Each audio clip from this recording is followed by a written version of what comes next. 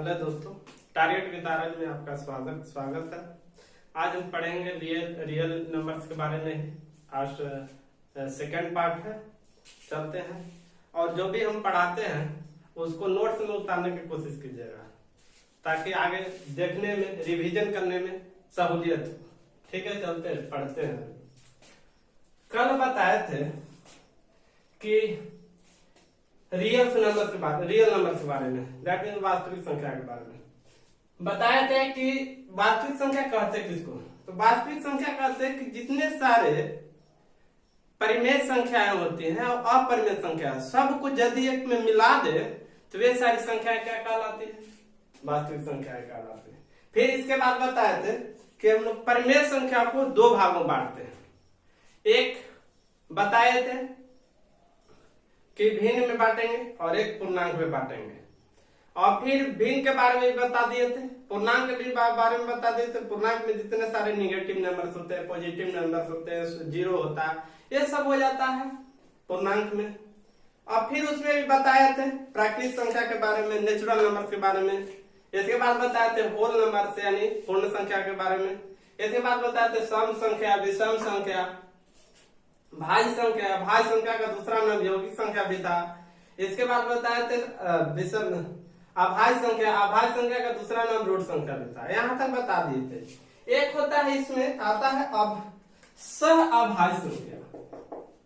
सह अभाज्य संख्या, सह अभाज्य संख्या होता है माने कि ए तथा बी दो संख्याएं हैं। ए तथा बी दो संख्याएं हैं। अब यदि ए और बी का जब एचसीएफ निकाले तो कितना आना चाहिए? 1। ए और बी को दोनों को यदि एचसीएफ निकाले तो उसका एचसीएफ का मानना चाहिए 1। तो वे दोनों संख्या, तो कह सकते ए और बी वे दोनों सह अभाज्य संख्या है। जैसे एग्जाम्पल यदि ले लिए कि जैसे ले लिया मैंने 3 और 4। यदि 3 और 4 का एचसीएफ निकाले तो 1 बार में लग जाएगा 3 कम 3, 4 में से 3 का 1। फिर अब 1 को कर लेते हैं, 3 को यहाँ पे रखते हैं, तो 1 3 आ गया 0। यानी एचसीएफ मेरा कितना आया? 1 आया। एचसीएफ कितना आया? 1। तो कहें कि 3 और 4 यानी 3 और 4 सह अभाज्य संख्या है। उसी तरह अगर और एग्जांपल ले तो बहुत सारा हो सकते हैं।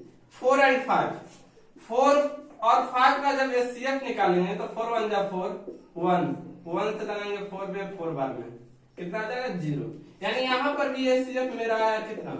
1 आया। तो इस कंडीशन में भी कह सकते हैं कि 4 और 5 कैसी संख्याएं हैं? सह अभाज्य संख्या है। इस तरह से बहुत संख्याएं ले सकते हैं, जैसे 5 और 6, 6 और 7, 6 और 8। ये सारी संख्याएं किसमें आएंगी? सब सारी संख्याएं आएंगी सह अभाज्य संख्या में। अब चलते आगे बढ़ते हैं। तो कल हम ये सब बता दिए थे। अब नोट्स करने में थोड़ा सा समस्या होगा कि हम जो है से एक ऑर्डर में सजा के नहीं बताए थे। तो आज हम क्या करते हैं कि जितने सारे सब चीज को कल बता दिया था मैंने, वो सबको हम लोग ऑर्डर से आज सीखते हैं, ऑर्डर से आज बताते हैं ताकि नोट्स करने में सहूलियत होगा। सबसे पहले जैसे बताए थे प्राकृतिक संख्या। प्राकृतिक संख्या, तो प्राकृतिक संख्या होता क्या?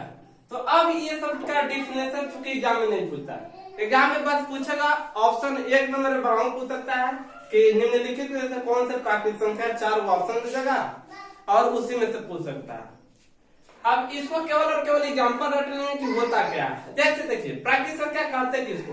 तो गिनती की जितनी सारी संख्याएं होती है सब प्राकृतिक संख्या में आता है।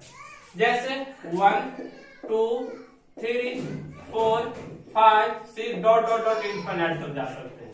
ये सारी संख्याएं किसमें आ जाएगी? प्राकृतिक संख्या में।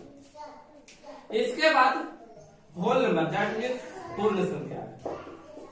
पूर्ण संख्या है। पूर्ण संख्या इसमें क्या करते हैं ना कि जब हम प्राकृत संख्या में जीरो को भी शामिल कर लेते हैं, मतलब जितने सारे प्राकृतिक संख्या उसमें भी जीरो डाल दो। तो जब जीरो डाल देंगे तो यानी कि यह जीरो से स्टार्ट होगा, 0 1 2 3 4 5 6 डॉट डॉट 8 तक चला जाएगा। तो जब हम प्राकृतिक संख्या में जीरो को भी ले लेंगे तो ये सारी संख्या किसमें आ जाएगी, पूर्ण संख्या में आ जाएगी। अब इसके बाद पूर्णांक। पूर्णांक पूर्णांक होता क्या, क्योंकि कल बता दिए, आज केवल ताकि नोट्स कर सके इसलिए हम बता दे रहे हैं। पूर्णांक में जैसे जितने सारे नेगेटिव नंबर है, -5 -4 -6 सॉरी -3 -2 -1 0 +1 +2 +3 +4 +5। अब यहाँ पे आप लोग पूछेगा कि सर आप प्लस बोल रहे हैं, +1 +2 +3 +4 +5, लेकिन लिख नहीं रहे, क्यों? तो देखिए बात, लिख इसलिए ले रहे हैं क्योंकि किसी भी नंबर्स के आगे प्लस साइन, पॉजिटिव साइन छिपा हुआ रहता है। अगर किसी भी नंबर्स के आगे अगर पॉजिटिव साइन ना हो तो समझिएगा कि वह संख्या कैसी संख्या है, एक धनात्मक संख्या है। अब ये जितने सारे हम एग्जाम्पल लिए हैं, ये सारी संख्या किसमें आ जाएगी, पूर्णांक में आ जाएगी। और जितने, अच्छा अब इसको भी 3 भाग में बांट लेते हैं। जितने सारे निगेटिव वैल्यू होती है यानी कि इसको कहते हैं ऋणात्मक संख्या।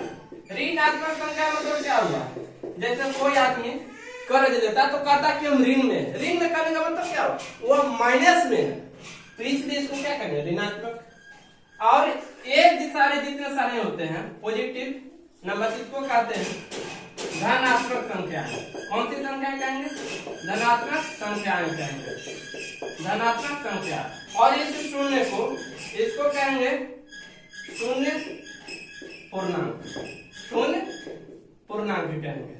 मतलब जितने सारे निगेटिव नंबर होते हैं ऋणात्मक संख्या हो जाएगा, इस शून्य को शून्य पूर्णांक कहेंगे, और ये प्लस वाला जितने सारे सब धनात्मक संख्या कहलाएगी। समझ गया? चलिए अब आगे चलते हैं। इसके बाद पढ़ते हैं सम संख्या। सम संख्या के बारे में चूंकि हम बता दें कि वैसी संख्या है कि जो 2 से पूरी कट जाए तो सम संख्या कहलाएगा।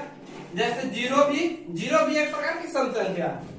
+-2 +-4 +-6 +-8 +-10, ये सारी संख्याएं, सब सारी संख्याएं किसमें आ जाएगी, सम संख्या में आ जाएगी। क्या -2 2 से नहीं कटेगा, अदम कटेगा, प्लस उसी प्रकार +2 भी कटेगा, -4 नहीं कटेगा, +4 भी कटेगा, -6 नहीं कटेगा, -6 भी कटेगा, +6 भी कटेगा। इसके बाद होता है विषम संख्या, कही जाती है कि विषम संख्या कहते हैं किसको, तो ऐसी संख्या है जो 2 से पूरी ना कटे, क्या कहलाएगा, विषम संख्या कहलाएगा। जैसे विषम संख्या दैट मींस ओड नंबर।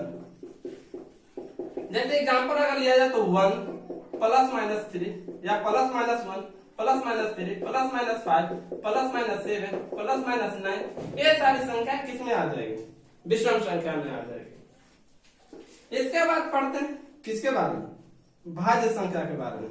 भाज्य संख्या, अब भाज्य संख्या में इसका दूसरा नाम यौगिक संख्या भी है, यौगिक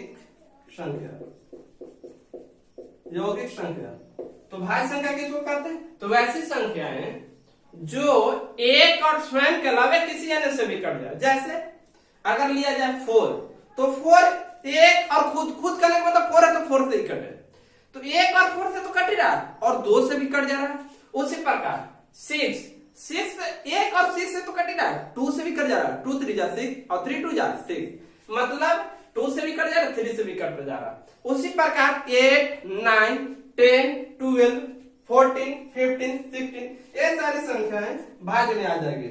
4 6 8 9 10 12 14 15 डॉट इन्फिनिटी तक जा सकते हैं।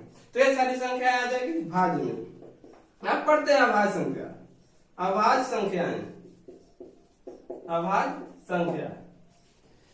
संख्या इसको क्या कहते हैं, रूट संख्या भी कहते हैं, रूट संख्या।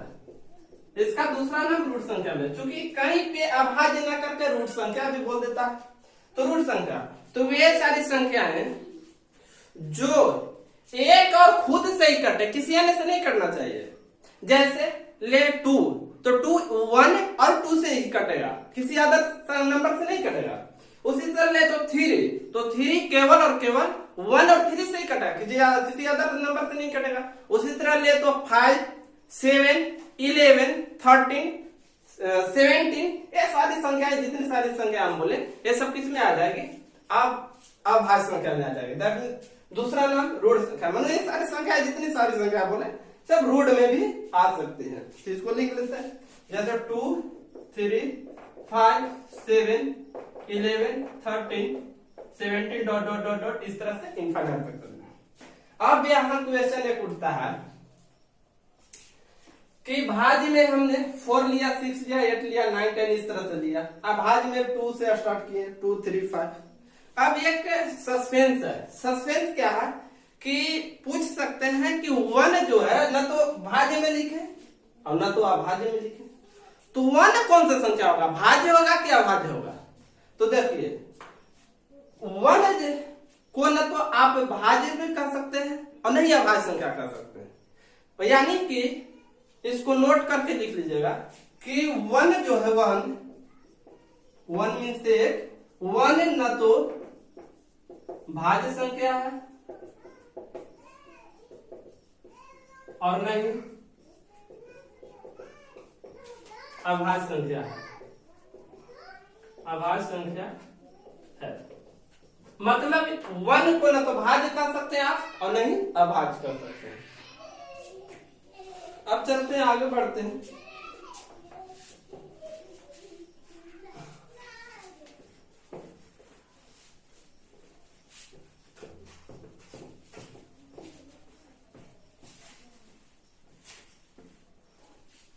अब बढ़ते, जैसे परिमेय के बारे में बताए थे, परिमेय संख्या है, परिमेय संख्या। परिमेय संख्या का डिफिनेशन बताते हैं कि वैसी संख्या है, वैसी संख्याएं जो या फिर जिसे P बाई Q के रूप में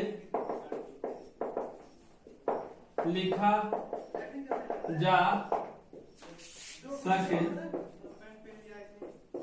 परिमेय संख्या कहलाती है, परिमेय संख्या कहलाती है। सॉरी, यहाँ पे लिख सकते हैं कि जहां Q नॉट इक्वल 0 हो, मतलब Q की जगह कभी भी 0 नहीं ले सकते, यहाँ पे लिख लीजिएगा। ठीक है, मिस्टेक हो गया, इसके लिए मैं क्षमा चाहता हूँ। अथवा इसको हम सेकंड डिफिनेशन लिख सकते हैं कि फर्स्ट का डिफिनेशन भी लिख सकते हैं, क्योंकि आज से ना कब से पढ़ते आ रहे हैं। सेकंड कर सकते हैं कि जिसका, यानी वैसी संख्या है जिसका दशमलव प्रसाद शांत तथा अशांत आवर्ती हो, शांत तथा अशांत आवर्ती हो, परिमेय संख्या कहलाती है, परिमेय संख्या कहलाती है। इसका एग्जाम्पल लेना चाहते हैं तो एग्जाम्पल बहुत सारा हो सकते हैं, कि जैसे बोला जाए तो 1/8, 4/3, 5/6, 7/9, 5 भी बोल सकते हैं, -6 बोल सकते हैं, -7 बोल सकते हैं, है ना, 8/10 बोल सकते हैं। ये सारी संख्या परिमेय संख्या में आ सकती है। समझ गया था? ठीक है। अच्छा, अब यहाँ पे क्वेश्चन उठता है कि शांत होता क्या अशांत, चूंकि कल बता चुके हैं, आज ज्यादा डिटेल से नहीं पढ़ेंगे। शांत होता है कि शांत के बारे में बताए थे कि जैसे एग्जाम्पल लिया, यहाँ पे जैसे 1/8 लिया तो बोले थे कि 8 से 1 में भाग दीजिए, पॉइंट बैठाइए, 0 8 एकम 8, 2 0 8 दूना 16, 4 0 8 पचे 40 जी। तब मतलब 8 से 1 में भाग दिए तो यह कट जाता है, मतलब शांत हो जाता है, आगे नहीं बढ़ेगा इसके बाद। तो इसलिए इसको क्या कर सकते हैं कि 1/8 ये शांत हो जाएगा, यानी 0.125 आएगा, शांत हो गया, तो इसको क्या कहेंगे, शांत आवर्ती। अब जैसे यही, जैसे सेकंड एग्जांपल 4/3 ले, तो 3 से 4 में भाग दीजिए तो 1 बार में 3, 1 0 3 3 जा 9 फिर 1 0 3 3 3 जा 9 1 0 3 मतलब इस तरह से 1.333 आ रहा है। मतलब ये आगे जाकर के रिपीट करने लगेगा, ये आगे जाकर के क्या करने रिपीट करने लगा। यानी इसको लिखते हैं रिपीट, जब रिपीटेशन होता है तो इसको लिख सकते हैं 1.3 के बाद, मतलब यह 3 3 3 3 3 3 खाली रिपीट करने लगा। तो इसी को क्या कहते हैं, अशांत आवर्ती, अशांत आवर्ती। यही क्या हो जाएगा, अशांत आवर्ती, मतलब रिपीटेशन करने